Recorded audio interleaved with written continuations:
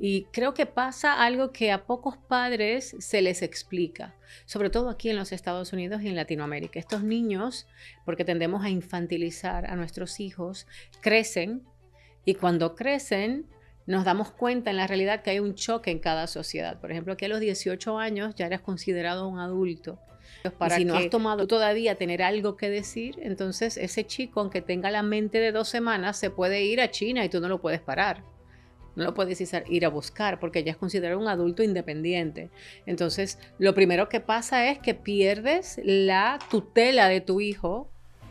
Así sea severo si no haces lo que se llama una tutoría legal o un guardianship o un conservatorship, como lo quieras llamar. Y esto es lo que te da derecho a seguir tomando decisiones por tu hijo. Es lo primero. Qué virtuoso todo lo que compartís, María. Y quiero preguntarte, como una joven dominicana, especialista en branding e imagen, llega a ocuparse de algo tan trascendental. ¿Cómo llega esa idea? Bueno, no fue idea mía, te lo juro. Me tocó ser mamá primero. Creo que no comencé desde que recibí el diagnóstico, como hay muchas mamás que las admiro. En este tiempo, cuando recibí el diagnóstico de mi hijo Angel, primero a los 2 años y medio fue un diagnóstico de un retraso en el habla, un retraso un poco en la movilidad. Me involucré en las terapias. Yo recibí su diagnóstico a los 5 años y para mí fue catastrófico.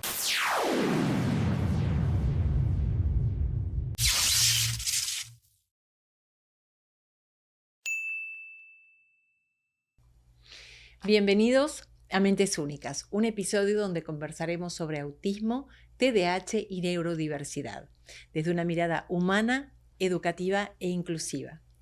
Hoy los acompaño como host. Mi nombre es Patricia Pavlichenko, coach ejecutiva y de equipos. Y tenemos el honor de recibir una invitada muy especial, la doctora María Jacobo. María es estratega de posicionamiento, arquitecta de marcas y experta en imagen personal, corporativa y espiritual.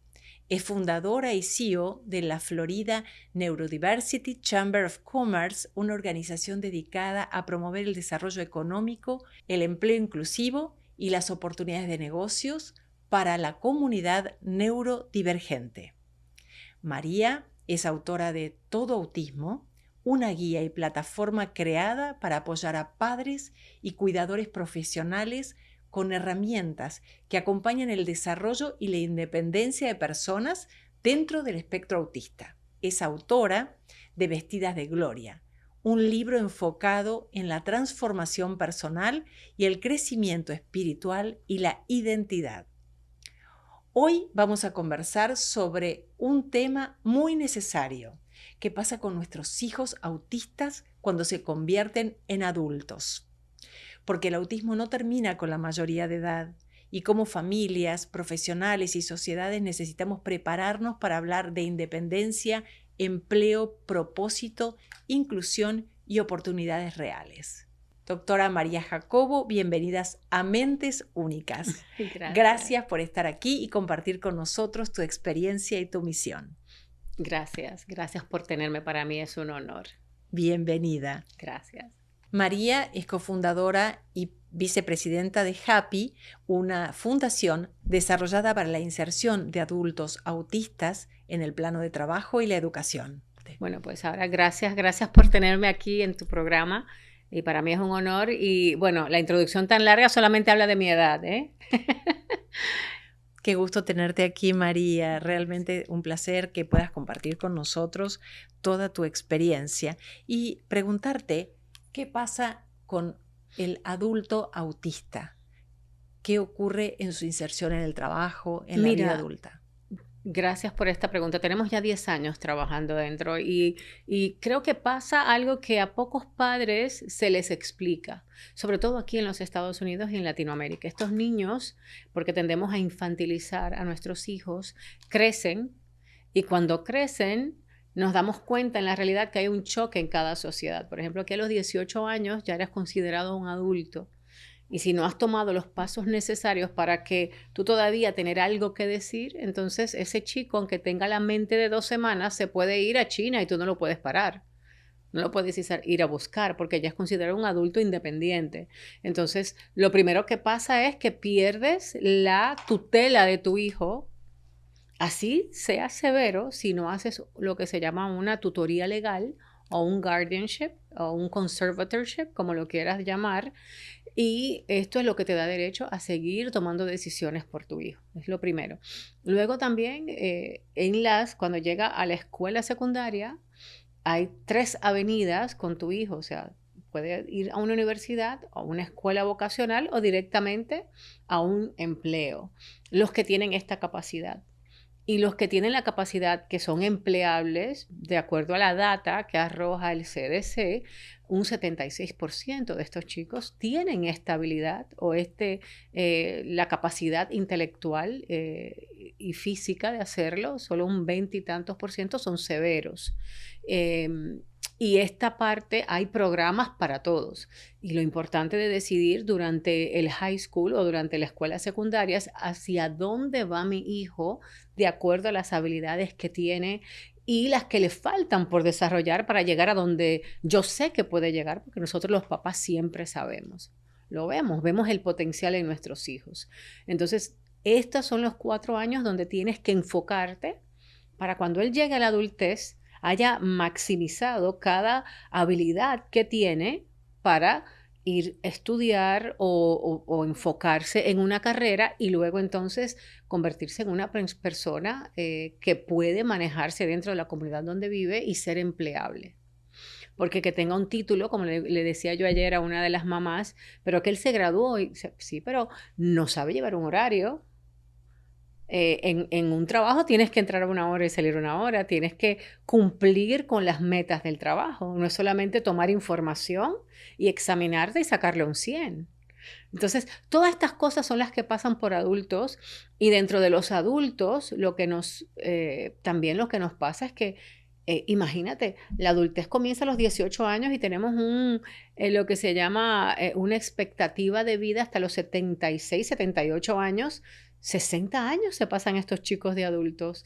Y luego entonces, ¿qué va a pasar con ellos en cada etapa de la adultez? Donde hay diferentes, vamos a decir, cosas que planificar y nos toca a nosotros. Por más independiente que sean ellos, nos toca a nosotros los padres. ¿Hay conciencia en los padres de esta situación? Para nada, por eso escribí la guía Todo Autismo. Cuando me llegan los papás, cuando me llegan ellos, hay chicos que han entrado a la universidad y la universidad nos ha llamado, mira que llama el muchacho, no se baña o le duele la cabeza y no sabe que tiene que ir a la farmacia para un Tylenol. Entonces hay cosas que para nosotros se dan muy, muy natural. Pero para el joven autista hay que prepararlos. Así tengan un coeficiente de inteligencia muy alto, las cosas del día a día se le escapan a ellos, porque han tenido una mamá o un papá que les resuelven todo. Y aún así, aunque se le haga manifiesto, tenemos los aprestos de independencia dentro de la guía, que hay más de 200, desde el sueño, poner una alarma, levantarte, manejar o tomar un autobús, planificar tus comidas, tu cuenta bancaria, o sea, todo lo que abarca un ser humano, aunque se lo vayas enseñando, en la práctica tienen que, como digo, sacarle un 100 también. Claro que sí. Y cuidarse de la sociedad que está allá adentro, allá afuera, porque hace como un tiempecito tuve uno de mis muchachos que me llama y me dice, quiero hablar contigo y no quiero que mi mamá ni mi papá se enteren. Y yo, ¿qué pasó? ¿Todo bien en el trabajo? Sí, todo bien en el trabajo. Es un chico brillante, o sea, hoy día está trabajando para una de las compañías de aviónica más grandes del mundo. Y me dice, me estafaron y me sacaron todo el dinero del banco. Y yo, ¿qué pasó? Me dice, no sé, me mandaron un link, le di, abrí, claro. Y ya. Entonces son de las cosas que a medida que van sucediendo, ellos también tienen que mantenerse al día. María, ¿y cuál sería la metodología para preparar a estos jóvenes adultos y a sus padres en consecuencia? Mira, lo primero que trabajo dentro de la Fundación Todo Autismo, que nos dedicamos a esto, es que yo me siento con los padres y formamos lo que es una línea de tiempo. ¿Dónde estás hoy? ¿En qué etapa de vida está tu hijo? Porque no me llegan todos a la misma etapa. Entonces, si estás en la sospecha, pues, ¿a dónde voy a tomar un diagnóstico correcto? ¿Quién da un diagnóstico correcto? Vamos a decir no correcto, aceptable dentro de los Estados Unidos. Los Estados Unidos tienen estándares específicos de profesionales que son los únicos avalados a darte un diagnóstico de autismo. Entonces, ¿a dónde puedo ir? ¿Quiénes están acreditados para esto? Y cuando te dan el diagnóstico, entonces muchos papás me vienen y me dicen, bueno, y voy donde una amiga que me está ofreciendo, no, tu amiga, ni que le esté yendo bien a él, tu diagnóstico, tienes recomendaciones que determina el plan de acción de tu hijo. Es decir, tu hijo está, que no tienes dificultad de lenguaje porque hay que darle terapia de lenguaje, dificultad sensorial, sus terapias de sensorial. Si no tiene problemas de conducta, no hay que darle terapia conductual o de comportamiento, pero sí hay que adaptarles algunos comportamientos necesarios de acuerdo a lo que diga esa instrucción. Es un instructivo. Claro.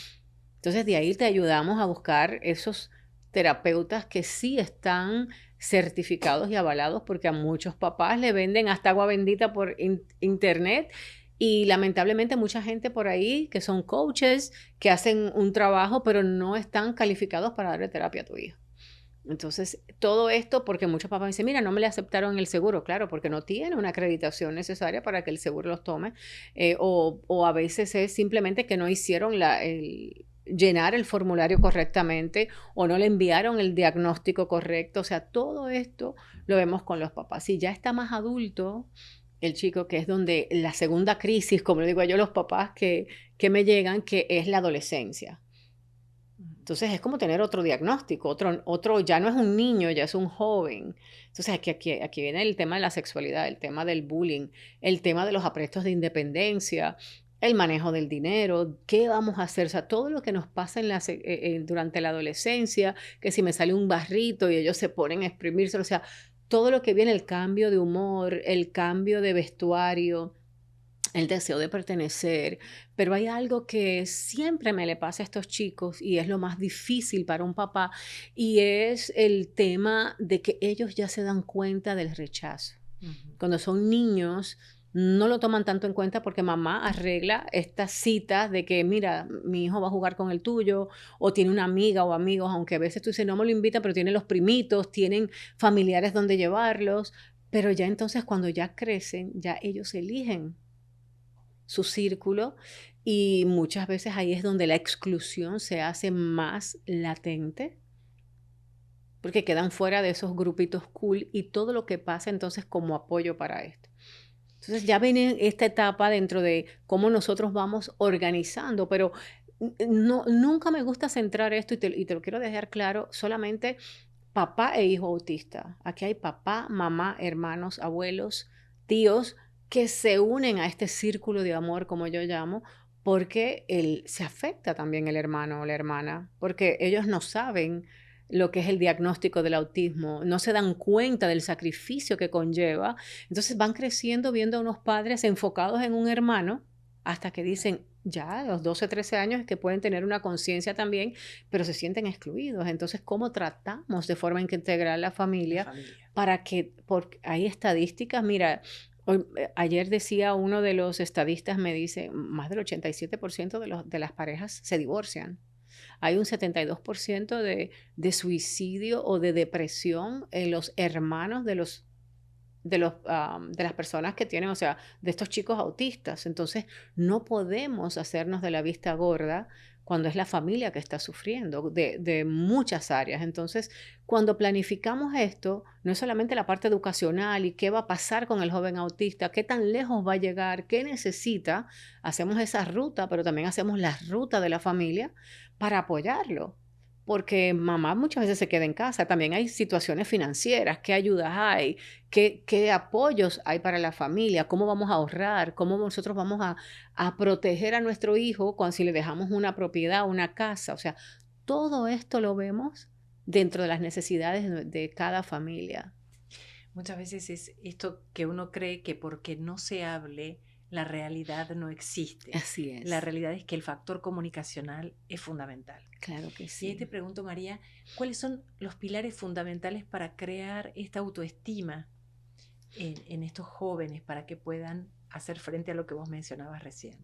Mira, lo primero que yo le digo a los papás, ellos tienen que conocer su condición. Ayer me decía una mamá y esta mañana, nunca ha aceptado su diagnóstico, mi hijo. Y yo le dije, ¿cómo se le presentó? Su papá le decía, tú no eres un loco, tú no eres autista. Entonces él asoció la palabra autista con locura. Y es muchas veces la ignorancia que nos toca en nuestro país. Entonces yo le digo a las personas, si eres diabético, te lo dicen y tú andas con un brazalete que dice soy diabético. Entonces, ¿por qué tu hijo se debe de avergonzar por algún tipo de condición de neurodivergencia?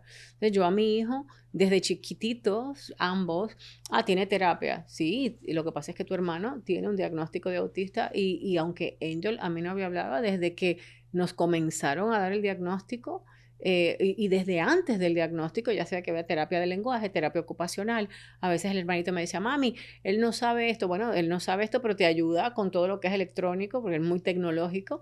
Y tú que sabes hacerlo, pues ayúdalo a tu hermano. Entonces fui fomentando esto. Todo este proceso de nosotros decir cómo comienza esta formación, comienza con ellos saber quiénes son. O sea, tengo esta condición, estas son mis fortalezas y estas son mis debilidades. Entonces, cuando vemos las fortalezas, muchos como papás nos queremos siempre ir y meterle duro, como le decimos nosotros los dominicanos, a esas debilidades. Claro. Sin embargo, yo digo, dale duro a las fortalezas.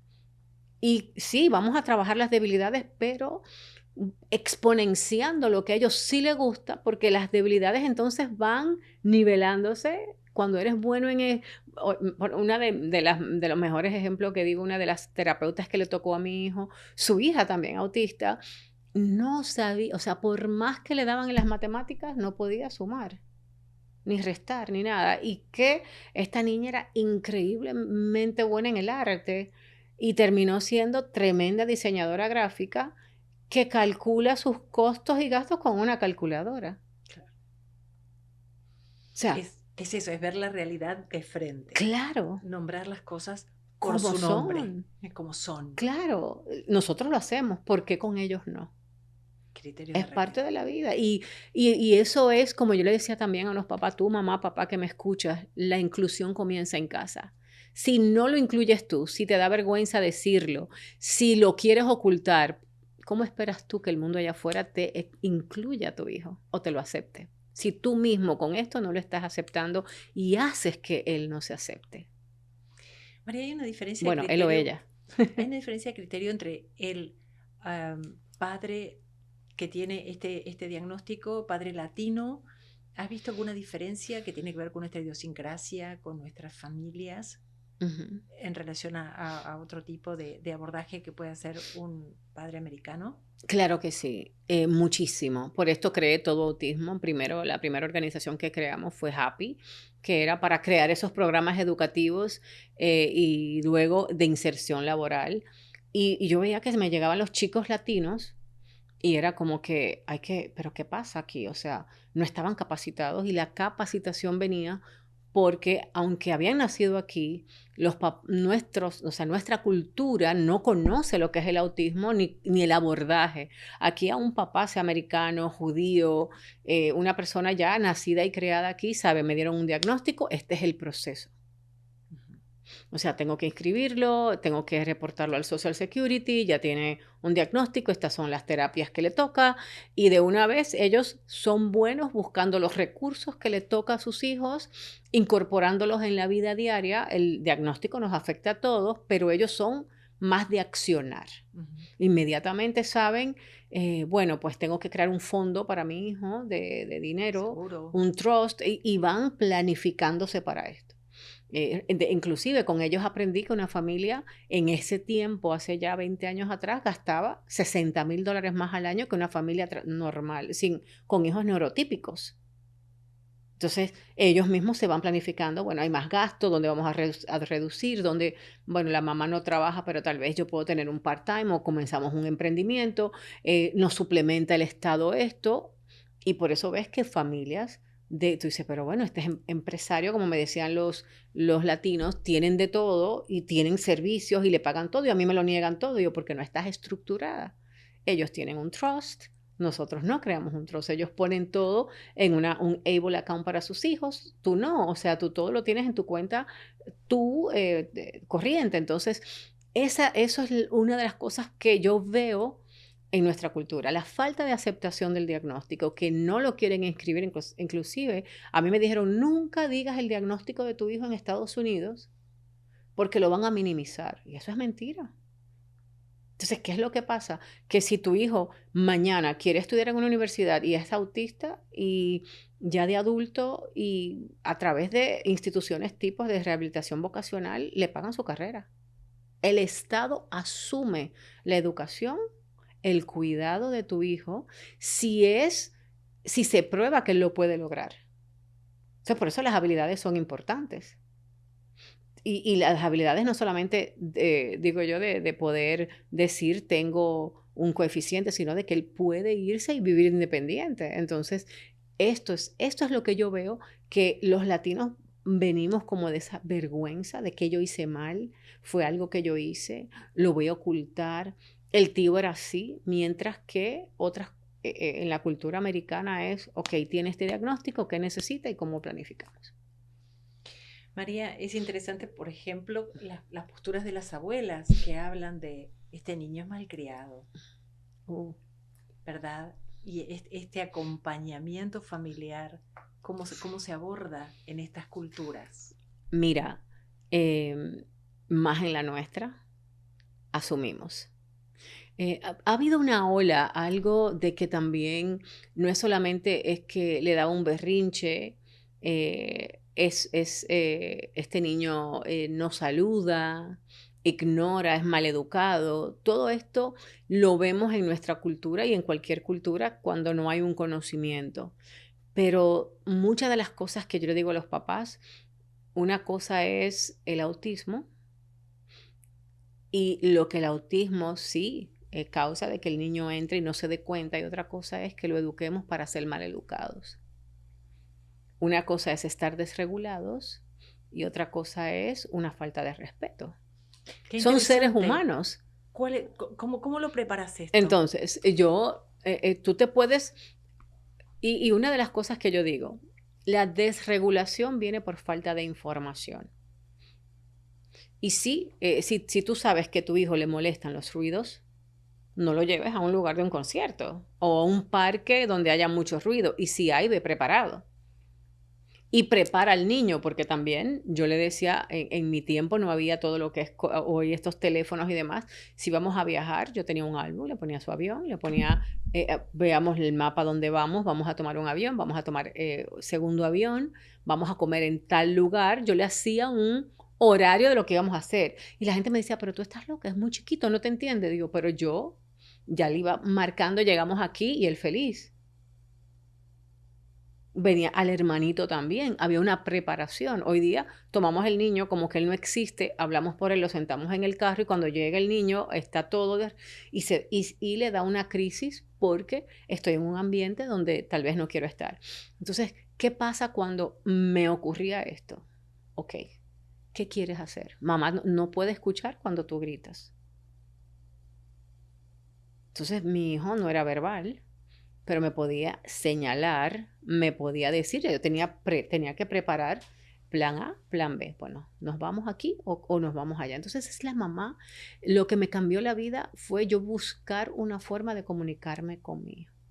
Llevaba una tableta donde quiera. En este tiempo no eran tabletas iPads, eran que tenían muñequitos y cosas que presionabas parecían juguetes. Y su hermano, ya su hermanito, que yo hice el traductor internacional, me decía, no es eso lo que él quiere decir tal cosa. Yo, perfecto, pues entonces vamos a hacerlo. Pero sí los castigos se aplicaban para ambos, cuando se portaban mal. O sea, ahí estaba la esquinita del time out. Y era por edad. O sea, usted tiene 5 años, son 5 minutos. Le ponía el timer y mis hijos, o sea, era como que les dolía más que lo pusiera en la esquinita, tal vez que cogiera la chancla y le dijera, mira.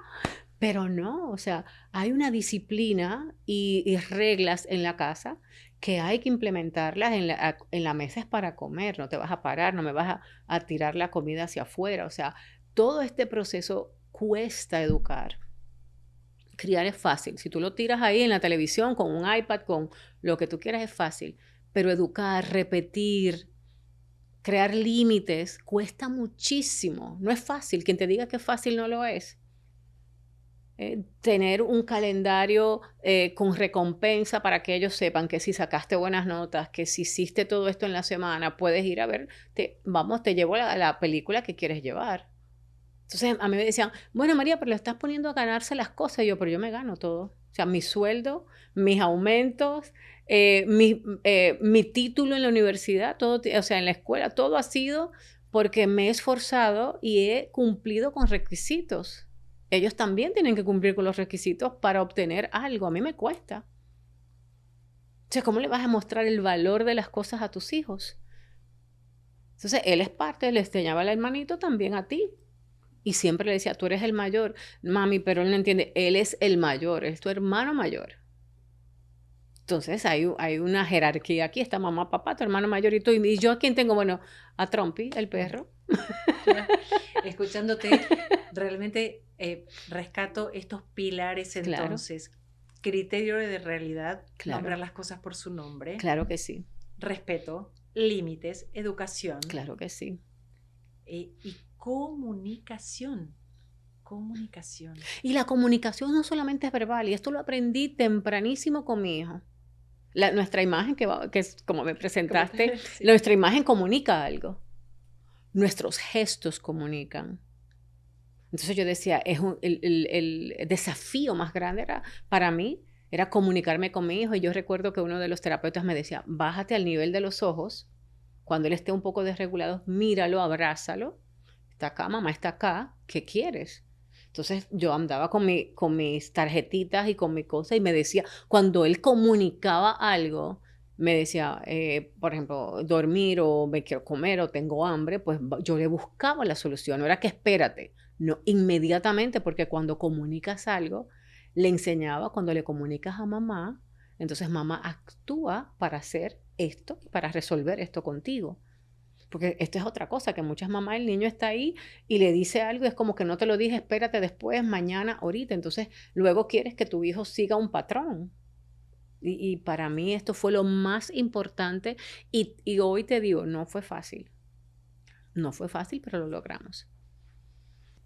María, cuéntame qué pasa con los derechos de los jóvenes autistas cuando llegan a su mayoría de edad.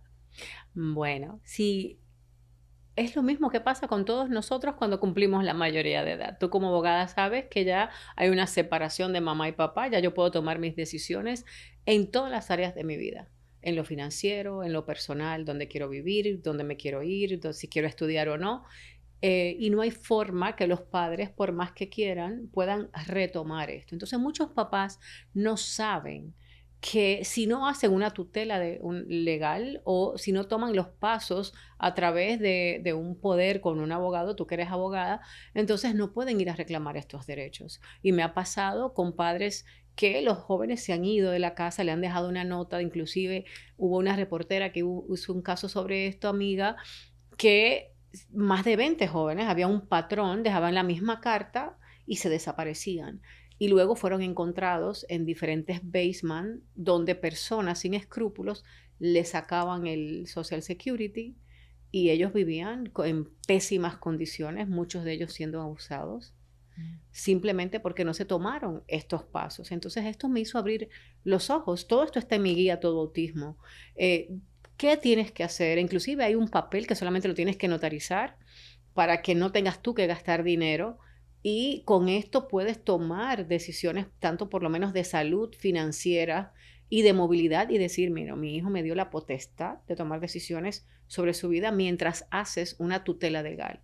Y esto se hace a través de la corte. La corte mide la capacidad de tu hijo y basado en su condición y su capacidad te da los derechos para que tú tomes las decisiones en esas áreas que él no puede. María, ¿y cómo acceden los padres a esta guía? ¿Cómo pueden obtenerla? Bueno, primero en Amazon, está en Amazon, se llama así Todo Autismo, guía práctica para los padres de la niñez a la adultez, pasos necesarios para un mejor desarrollo y abarca toda la vida de tu hijo, desde que tienes la sospecha hasta que son adultos mayores.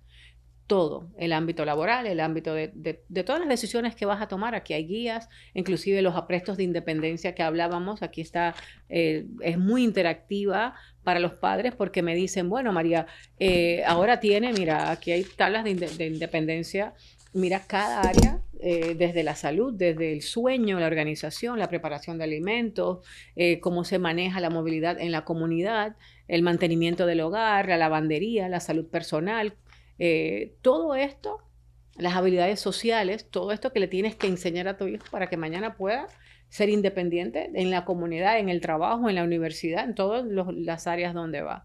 Entonces, esto ahí también en la página web, en todoautismo.com, que ya no es una página, es un directorio para Latinoamérica y en Estados Unidos para los padres hispanoparlantes, los que hablamos en español, donde conectamos a proveedores de servicios profesionales en el área del autismo y especialistas con las familias para que en cada etapa puedan conectarse en donde viven. Si vives en República Dominicana, si vives en Colombia, si vives aquí en el sur de la Florida, puedas encontrar a alguien en cada área que te pueda proveer los servicios con sus certificaciones correspondientes y que sean profesionales legítimos, porque también hemos visto cosas que no. Y es totalmente gratis para los papás.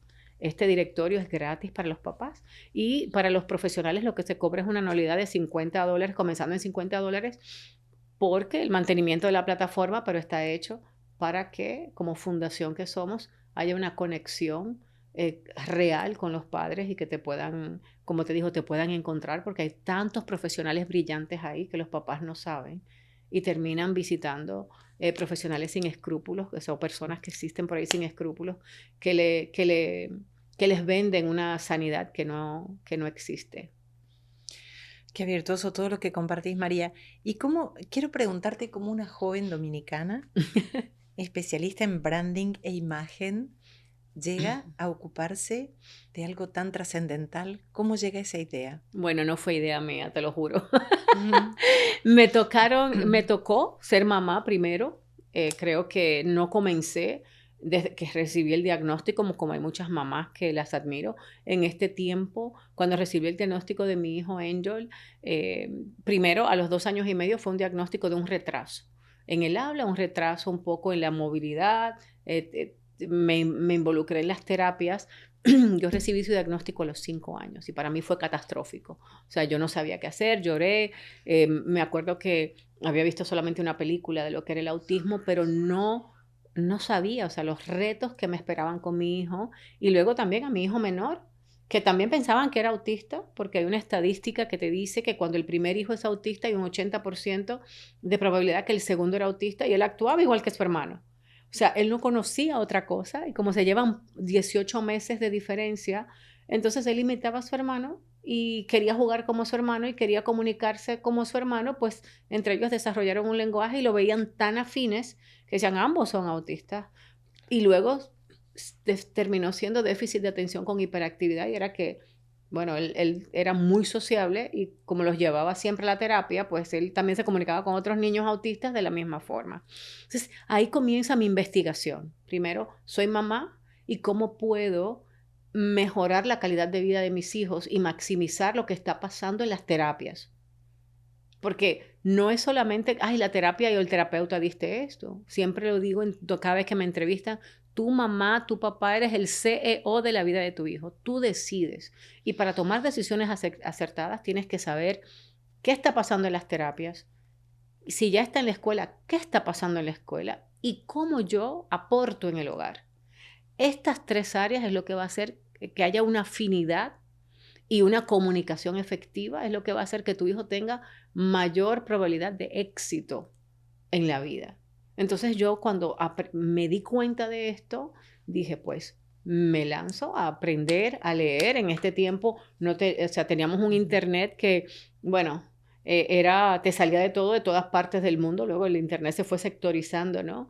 Y me ponía a leer estudios, me iba a universidades que quedaban cerca de la casa. Cuando dejaba a mis hijos en la escuela, veía que había un lecture, iba de oyente, porque todavía no tenía aquí residencia para poder inscribirme en ese tiempo en una universidad, pero iba de oyente. Entonces me sentaba, averiguaba, tenía grupos donde se discutían muchas cosas de profesionales y allá yo me iba y voluntariaba. Entonces así comenzó mi carrera. No solamente estuve en República Dominicana, o sea, me mudé a Estados Unidos, tuve la bendición de que su papá trabajaba aquí y vinimos acá y viajábamos 6 meses allá, 6 meses acá, hasta que pude tener mis documentos. Pero como él ya vivía aquí y podíamos recibir los tratamientos de mi hijo acá, que era, no, o sea, no existía nada en República Dominicana para el autismo. O sea, te estoy hablando de 25 años atrás. Claro. No había nada. Entonces aquí era donde me tocó primero ser mamá, pero durante ese tiempo de ser mamá, entonces también me tocó un tiempo de preparación. Ya a los 18 años, cuando ya Angel cumple 18 años, él no me hablaba, tenía autismo selectivo, tenía problemas, como te digo, sensoriales, procesamiento central auditivo. Todo este proceso no me escribía más que su nombre hasta los 12 años. Estaba a un nivel de kinder.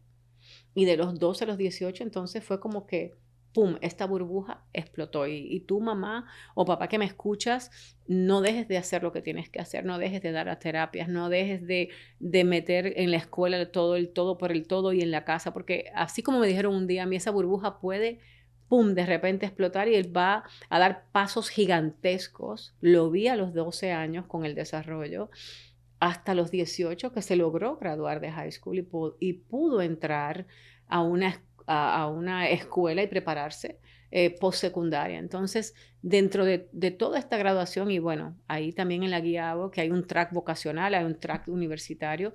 Él decidió un track vocacional y lo que le permitía a él sus habilidades. Pero dentro de todo esto, como dominicana, o sea, que eso yo decía, siempre tenía el pensamiento, me voy a devolver a mi país, mi hijo se va a curar. Al principio pensaba esto. Y luego va muriendo esto en ti porque es un dolor, es un proceso, es un duelo. Como te digo, no es fácil yo mientras más estudiaba, más daba cuenta de que ese retraso que mi hijo tenía, que hoy presentaba, bueno, tiene 2 años y 9 meses, pero está hablando a un nivel de 1 año y medio. Él va como decimos, a catch up. Él se va a adelantar con la terapia y va a alcanzar. Y un día recuerdo que una terapeuta dijo en una de las conferencias, esa diferencia de meses a medida que ellos van cumpliendo edad se vuelven años. Y yo salí de ahí devastada. Decía, esto no va a pasar con mi hijo. Yo no dormí, yo tengo que avanzar, tengo que ver cómo lo ayudo. Y hasta que un día dije, él va a avanzar en el tiempo que va a avanzar. María, ¿y qué rol juega la fe en esta historia? Muchísimo. Muchísimo, porque donde termina el hombre comienza Dios. Y esto siempre lo he sabido, no solamente con mi hijo. Y no se trata de una cura. Todo lo que Dios permite en nuestras vidas tiene un propósito. Y hoy puedo ver el propósito en la vida de mi hijo, pero también en mi vida. Los propósitos no son unilaterales. Tocan a todas las personas que tienen que ver con el hecho.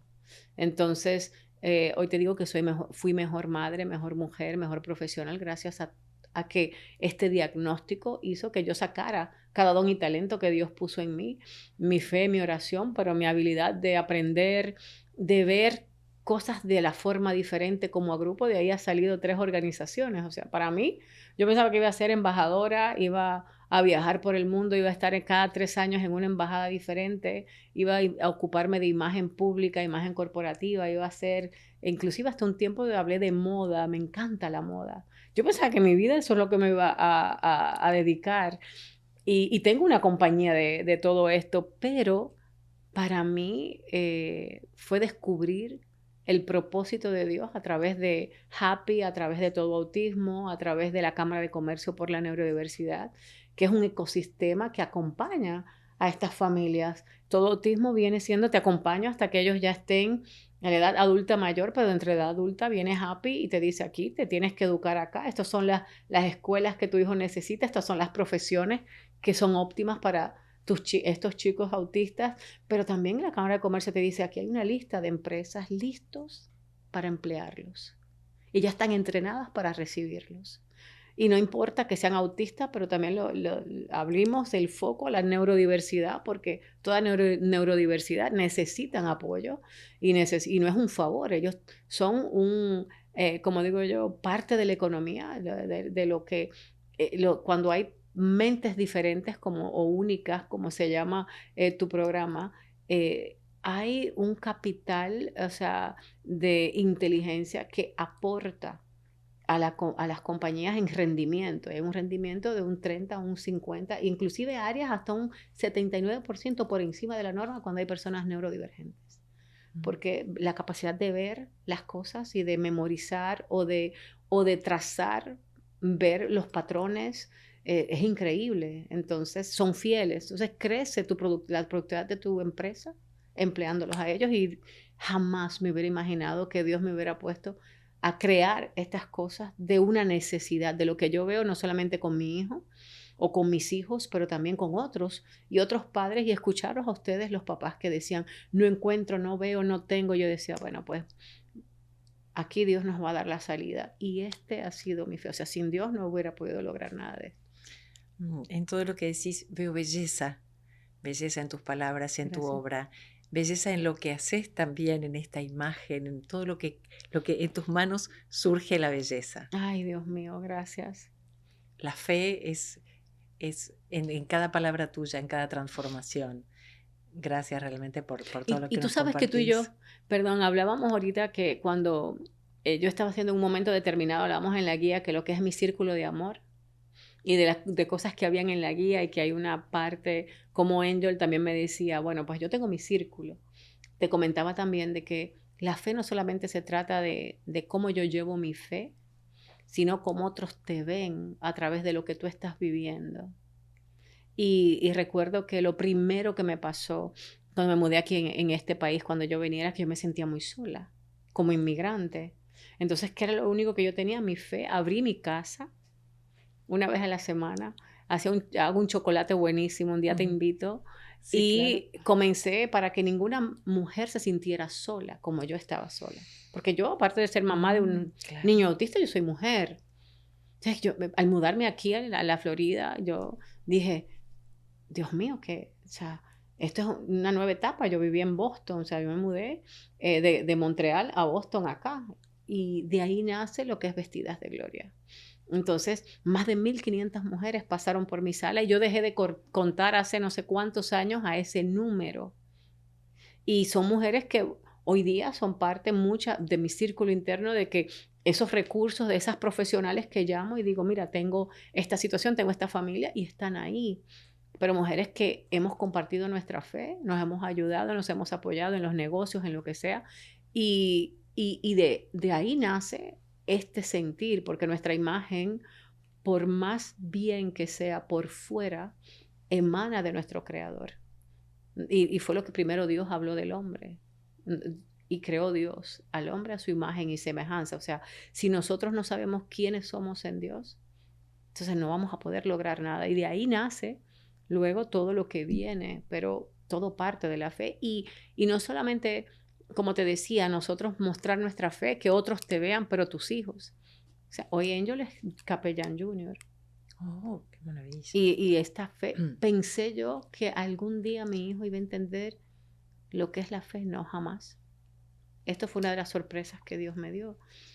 Mi único deseo era que mi hijo me dijera, mamá, te amo, un día. Y que me pudiera mirar a los ojos y que yo pudiera ver ese amor en él, porque lo que había era esa supuesta desconexión. Pero luego cuando él comienza a hablar, me decía, yo me sentía amordazado y vendado en mi propio cuerpo. Pero yo nunca dejé de llevarlo a la iglesia. Yo nunca dejé de que estuviera sentado conmigo en el culto. Y gracias a Dios por cada iglesia que visité, mis pastores, los que han sido mis pastores en mi iglesia, que me permitían estar con él ahí, porque muchas mamás no le permiten. Pero también, como te digo, los enseñé a que pudieran estar regulados para estar ahí. Le llevaba sus audífonos para taparle sus oídos. Pero llegó un momento en que él se los fue quitando, fue escuchando Ujú. y fue compartiendo. Entonces su fe hoy día es también parte de ver, y la fe de su hermano, de ver una mamá que también tuvo una fe. ¿Qué es Vasijas de Gracia? Mira, es un programa que creé precisamente para iglesias, donde incluimos a estas familias dentro de lo que es las casas de adoración. Hoy día, Vasijas de Gracia se ha vuelto casas de adoración inclusiva, porque he dado entrenamientos a iglesias, hoy día doy entrenamientos a ciudades, entrenamientos a universidades para incluir a estos jóvenes autistas. Entonces, pienso que no podemos ser una ciudad inclusiva si nuestras casas de adoración no son inclusivas. Cuando yo tengo una situación, por mi fe, yo corro a mi iglesia a buscar solución, yo corro a Dios. Y si nuestros líderes no están entrenados, y si la iglesia no sabe de los recursos que hay para los padres, entonces no va a poder dirigir estas iglesias. Y con este índice tan alto de divorcio y de todo lo que ocurre, no creo que es solamente la comunidad o un psicólogo a tratar a estas familias. Nosotros tenemos un rol dentro de la iglesia que cumplir y un llamado. Y por eso entonces abrí este proceso de vasijas de gracia. María, ¿y esta mirada, qué se siente cuando la Casa Blanca te hace este llamado y reconocimiento? Oh, wow. Mira, no lo esperaba. Simplemente parte de lo que hago a través de la fe. Soy capellana también. Llegó un momento en que esta organización de capellanía con la que me gradué son aquellos que fueron escogidos para dar estos premios al servicio del voluntariado en la Casa Blanca, de acuerdo a tu trayectoria. Entonces, recuerdo que el director, el doctor Pina, me llama y me dice: María, te hemos recomendado, no sé si lo vas a recibir, pero... Y yo lo primero que pensé fue, bueno, me hubieran preguntado porque yo mando mi currículum como es, no sé ni lo que mandó este hombre.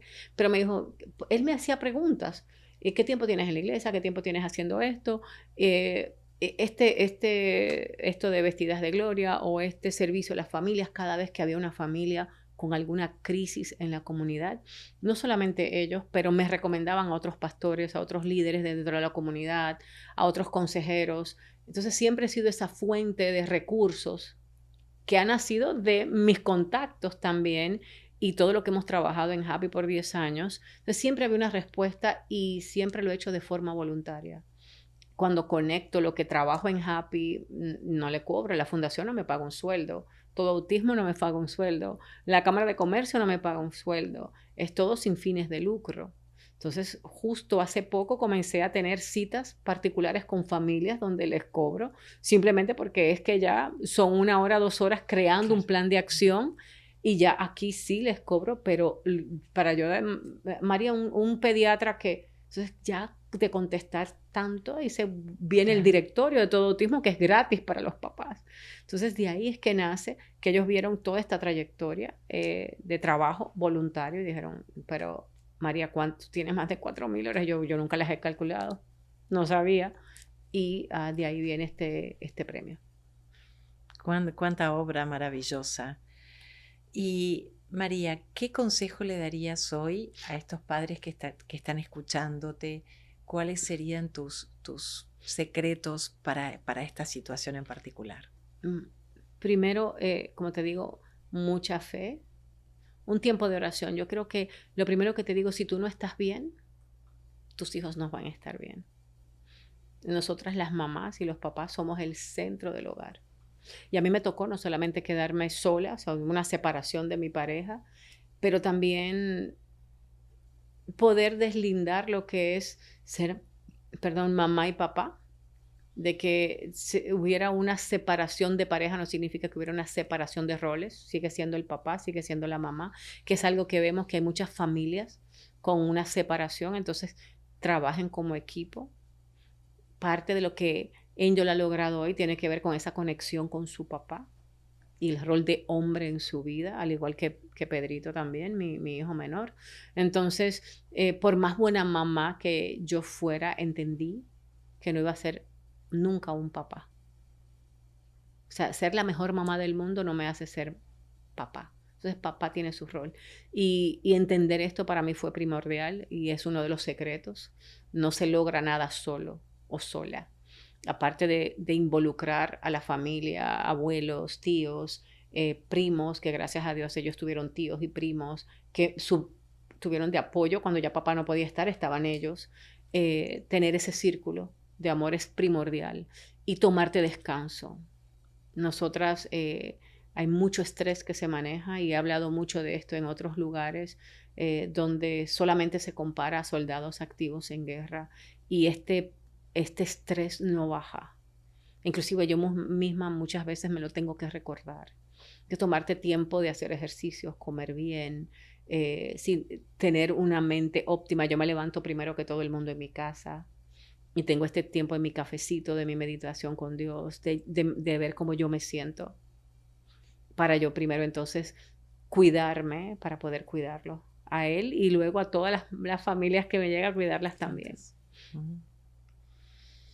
Con lo cual podríamos decir que hay algo de la conexión, esta conexión vertical que es lo que te da fuerza cada día para poder seguir adelante. Un poco de escucharte, siento Sí. que es eso. Siempre, totalmente.